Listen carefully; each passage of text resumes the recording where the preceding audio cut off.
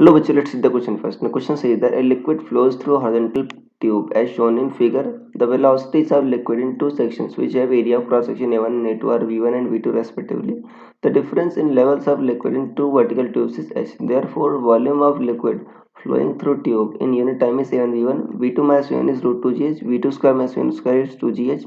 The energy per unit mass of liquid is same in both sections of tube. So सबसे पहले आपको समझना होगा की कंसेप्ट क्या यूज हो रहा है. So key concept is fluid dynamics.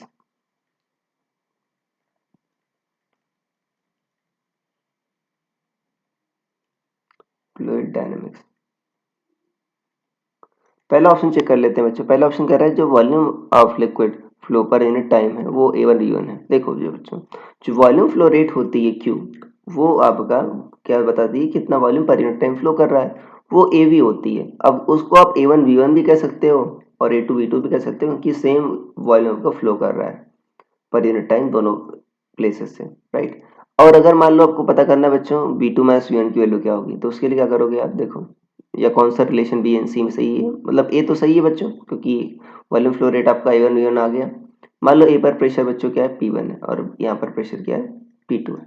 तो बर्नौली थ्योरम लगा दो. दोनों सेम हॉरिजॉन्टल लेवल में है बच्चों तो क्या होगा P1 plus half rho V1 square equal to P2 plus half rho V2 square.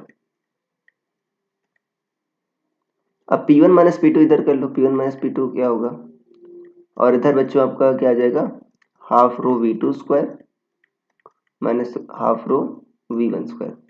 P1 minus P2 देखो बच्चों उसके लिए यहाँ पर देखो आपका जो हाइट का डिफरेंस वो h दे रखा है तो P1 माइनस P2 क्या हो जाएगा रो जी एच हो जाएगा. So rho by 2 V2 square minus V1 square ये हो जाएगा. सो रो कट गया. सो V2 square minus V1 square किसके बराबर आ गया आपका 2gh के बराबर आ गया. ये हो गया.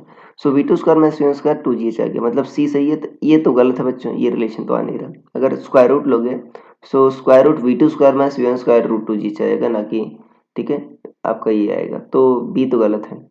कह रहा है energy per unit mass of liquid is same in both sections of tube. देखो बच्चों ये बर्नौली इक्वेशन जो आप लगाते हो ये क्या है आपका ये एनर्जी कंजर्वेशन पर ही बेस्ड है ना कि एनर्जी पर यूनिट वॉल्यूम जो होती है आपकी पर यूनिट मास कह सकते हो या पर यूनिट वॉल्यूम वो क्या रहती है सेम रहती है वो कंजर्व रहती है. तो डी भी बच्चों आपका सही है. हम इनकम्प्रेसिबल और नॉन विस्कस फ्लूइड के बारे में बात कर रहे हैं आइडियल फ्लूइड के बारे में बात कर रहे हैं तब तो डी भी आपका सही होगा. तो ए सी डी सही है बी गलत है. So I hope you understood it well. Best of luck.